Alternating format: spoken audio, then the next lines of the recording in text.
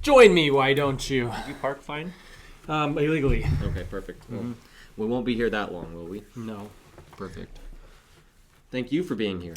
Wow, we're really proud of all of you for staring at your phone for I as am long proud as you of do them. every day. Yeah. I'm so proud of them. I'm proud of you. I'm proud of me for being proud of you. Thank you. Are you ready for this? So, ready. I think he's ready, folks. I'm ready. Hey! Aye. So I want you to close your eyes. Maybe you're seated, maybe you're lying down. Find that deep breath in just to settle. And then when you exhale, just let something go, settle deeper. And picture yourself in the vastness of space. With a spacesuit on, you can breathe here. You can breathe. You can breathe in space. Don't let anybody else fool you. We're taking you on an adventure. An immersive adventure, and we expect nothing but fun. Sit back, relax, and enjoy. Day 1 of the 12 days of CHRYSALIS.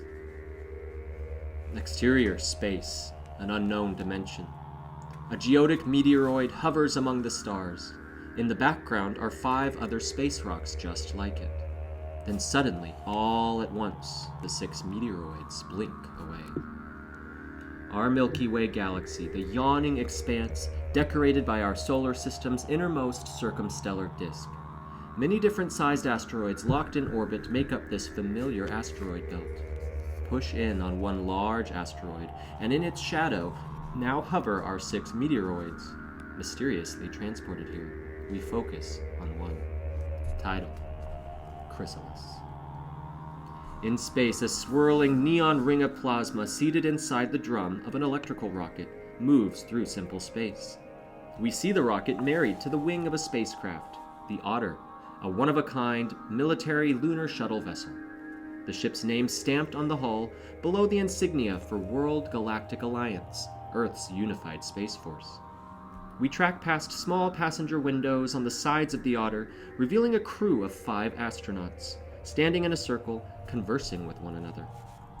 Continuing down the ship, all the way to its nose, where we see through a glass windscreen, a pilot sitting at her helm. We move closer to the glass, and then into the cockpit, joining her conversation. A small, sleek, and tidy cockpit with a single seat, and a complex switchboard with computer screen display. A red Christmas tree ornament stuck to the dash. Pilot Mishal Al-Zurani, 30s, Saudi Arabian, black hair pulled back and clad in a periwinkle jumper. She's the first and only interlunar pilot, and proud of it. Al-Zurani speaks to a mission control representative via comms. Feliz Navidad comes in grainy. It was me in the helm, crew in their seats, moonbound. Then butterflies out of nowhere are smacking into the windshield. Capcom Rain, male, 38, takes his job seriously, speaks calmly. Al-Zurani is a pro, making Rain's job simple. Butterflies? I'm quivering. Yes, well, they were splattering blood. Covered the whole screen. Next thing I knew, I was crashing into regolith. I woke up in a cold sweat. It's quite a nightmare. Accurate. Now turn that song off, please. The music mutes. Thanks. Have you got the mistletoe up? Hanging above my station. Someone's trying a little too hard. No, it's perfect. Everyone's coming to see me to hear about you. You sound like a bit of a slut, Capcom. I wish it were that simple. So what's new up there? Absolutely nothing. Al-Zurani reclines. The infinity of space lost its luster. Too bad. Al-Zurani eyes a handwritten Christmas letter from home, clipped to her console. We see words, "You're not alone up there." Do you believe in God, Rain? Here I was at work avoiding awkward dinner table conversations. Al-Zurani notices the air has shifted in their chat. Not particularly, says Rain. You? I used to. Al-Zurani routinely cycles through her console's touchscreen, seeing readouts and diagnostics for thrusters, radiation shielding, the engaged autopilot, etc., all showing optimal. We're all rooting for you, boss. And if God does exist, I'm sure they're rooting for you too. Oh look, the Aces of Space just walked in. Paxton Hen? Yeah, 3 of them. Who invited them? No one. They must be trying to steal our figgy pudding. Be right back. Al-Zurani unfastens her seatbelt. We notice for the first time the absence of gravity. Al-Zurani's belt undulates, weightless. Close on her feet as she stands, we see tech-mech boots with fluid magnetization, aka gravity boots, which allow her to walk in zero gravity. She unlatches the cockpit door, steps into the forward hall. Narrow with simple metal flooring and walls adorned by halo lights. An air vent traversing the hall along the ceiling buzzes, distributing life support. She exits her cockpit, clunking her boots toward one of two ladders leading to the rooms below deck. She's intercepted by John Park, 40s, handsome, charming, built Korean American, and usually with a shit-eating grin. Park also sports tech-mech boots and wears a tank top under his jumper, which he has tied off at the waist. Hey, Alzarani. Hi. Park, right? Park, as well as everyone else on board, are brand new to Alzarani and the Otter. Yep. Hey, you want to hear something funny? Alzarani sees down the hall a tough African-American female with short cropped hair, leans against the wall watching them. I have to pee. Park laughs. Ah, classic. Alzarani opens a large hatch leading to a ladder. She grabs it, uses the weight of her boots to slide to the latrine below. Park watches her go down. The tough female crew member, Regan Fox, hard as tungsten, urges Park with a gesturing hand toward the cockpit. The Otter flies in space, the moon and earth behind her. In the forward hall, finishing her ascent, Alzarani climbs into the hall and glances toward the common area doorway, feeling someone's gaze. She straightens her posture, meeting the intense stare of Regan Fox. Fox's cropped hair designed around a pair of craniotomy scars. She also wears standard boots and a jumper. Fox smiles. It lingers. Shaken, Alzarani turns back to the cockpit. Hey. Alzarani turns back. Fox nods her head, signaling Alzarani to follow. Fox then leaves into the common room. Alzarani looks back to the cockpit, feeling something's off, but instead follows Fox into the common area.